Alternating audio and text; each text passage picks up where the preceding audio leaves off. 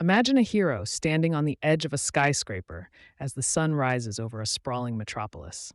The city slowly awakens beneath him, unaware of the moral battles raging inside the mind of its protector. This isn't just any hero's story. It's a journey into the ethical battlefield that every person with extraordinary abilities must navigate. When does helping become interference? When does power become control? These are the questions our hero confronts every day as the weight of responsibility grows heavier on his shoulders. His journey began 15 years ago when a freak laboratory accident gifted him with abilities beyond human comprehension. Enhanced strength, impenetrable skin, and the power to move faster than the human eye could track. He didn't ask for these powers, but when disaster struck his hometown, he didn't hesitate. A collapsing bridge, 57 lives hanging in the balance. There was no time for debate, only action. He saved every person that day, but also revealed himself to a world unprepared for what he represented. The media dubbed him the Guardian, a name he never chose but accepted as part of his new identity. For the first 5 years, the honeymoon period of hero worship shielded him from criticism. Crime rates dropped 78% in his city. Insurance premiums decreased by a third. Tourism doubled. He was beloved, celebrated, immortalized in murals across downtown. Children wore his emblem on t-shirts, and politicians rushed to take photos with him. He became a living symbol of protection. But power attracts scrutiny, and scrutiny inevitably leads to division.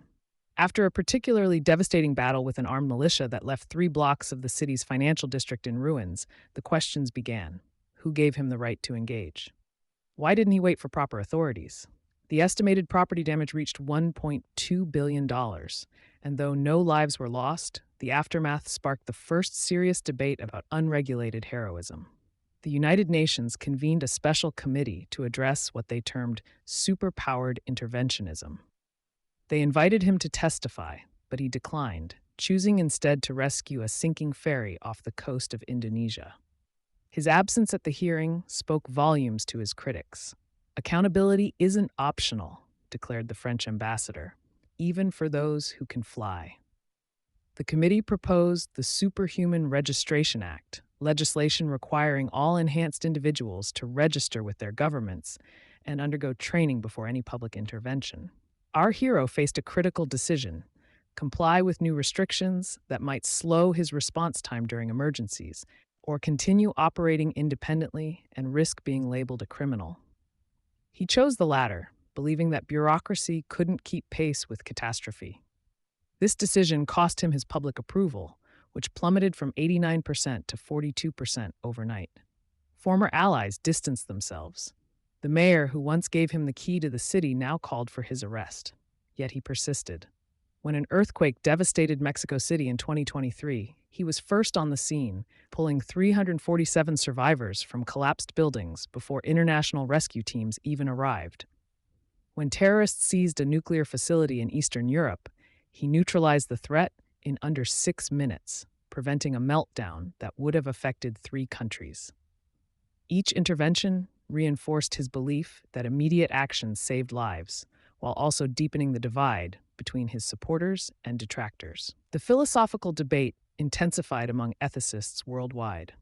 Professor Sarah Yamamoto from Tokyo University published a groundbreaking paper titled The Superhero Paradox, arguing that while enhanced individuals could prevent immediate harm, their unilateral actions undermine democratic systems designed to represent collective societal decisions.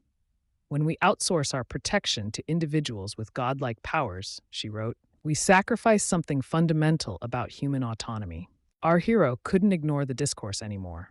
After a decade of solitary vigilance, he agreed to a televised interview with renowned journalist Eleanor Winters. The broadcast drew 2.8 billion viewers globally, the largest audience in television history. I never wanted to be a symbol or a political statement, he admitted during their conversation. I just couldn't stand by when I knew I could help. When questioned about accountability, he leaned forward, eyes intense. I hold myself accountable every night, he said, for each person I couldn't save, for each disaster I wasn't fast enough to prevent. I replay those moments constantly. But I refuse to let bureaucracy delay help when seconds matter. The interview humanized him in ways previous news coverage never had. Viewers saw beyond the cape and abilities to the person beneath, someone struggling with the moral complexity of extraordinary power. Public opinion began to shift again, not toward blind adoration, but toward nuanced understanding. He wasn't perfect, but his intentions were genuine. Perhaps the most profound change came from within. The scrutiny forced our hero to examine his own methods and motivations. He established the Enhanced Individual Ethics Committee, comprised of doctors, philosophers, humanitarians, and everyday citizens. They wouldn't control his actions, but would provide perspective and feedback, creating a bridge between his abilities and the communities he sought to protect.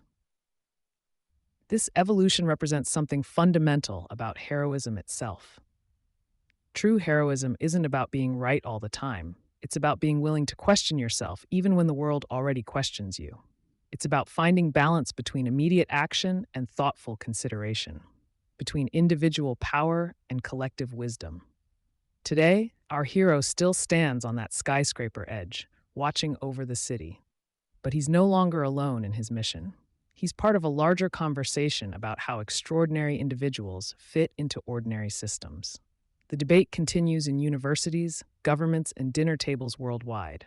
What responsibilities come with great power? What limits should exist? Who decides when intervention is necessary? There are no simple answers, but perhaps that's the point. The most important questions rarely have them. What matters is that we keep asking, keep evolving, keep striving to do better with whatever powers we possess. So the next time you see a figure soaring through the sky, remember that even heroes doubt themselves. Even the strongest among us carry the weight of responsibility. And sometimes the bravest thing isn't rushing into danger.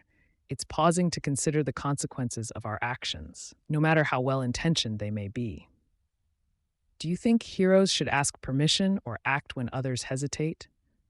The answer might reveal something about your own moral compass, because in some ways, we're all heroes in waiting, facing our own decisions about when to act and when to stand down.